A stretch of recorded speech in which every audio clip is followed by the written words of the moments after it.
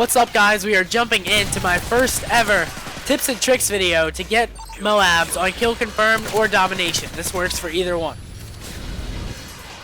To start it off, I have 3 general tips. General tip number 1, you always want to use the silencer on your weapon.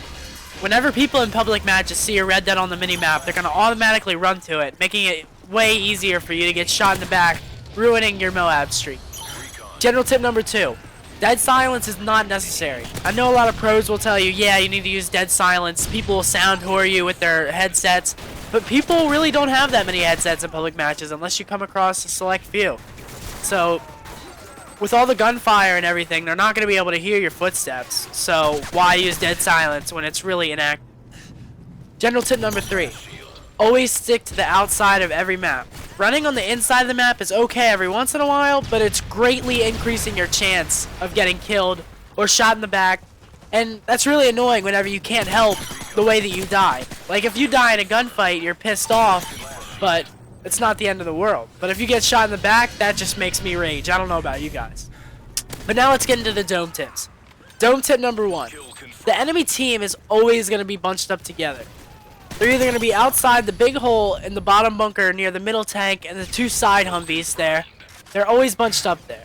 That's one of the main spawn points. They're always going to be running in and out of there unless your team's inside of there. The second place is going to be outside of dome near the crates. They're going to be in between the middle butt crack, as we call it, and they're just going to be all over the place. And then going on to the third place, which sort of goes along with the crates, is the long hallway. There's a spawn right there. They're going to spawn right inside that doorway, or they're going to spawn in the main room, and they're just going to run out of there. And it's so hard to keep tracks on how many people there are going to be, and sometimes it just overwhelms you and you die. Dome tip number 2.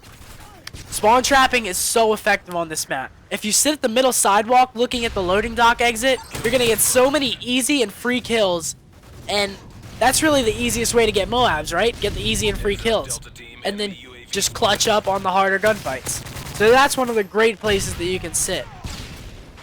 Another place that you can sit is outside of bunker and look at the big door coming out of the doorway. You can sit at the middle tank, and you can watch that big hole in the bottom bunker, and you can also watch your side coming from that middle alley there, and that just gets you a bunch of kills as well. Dome tip number 3. Fast is not always the most effective way to get a MOAB on this map. If you take it slow, you're going to have a much higher chance of getting a MOAB instead of if you're running around on this map, because it is so chaotic and there are so many people loosely hanging around. They can just shoot you in the back. It's really annoying. But let's get into my class setup for this map. I like to use an MP7 with a silencer plus rapid fire, so you're going to have to use double attachments. I like to use a Semtex and stun.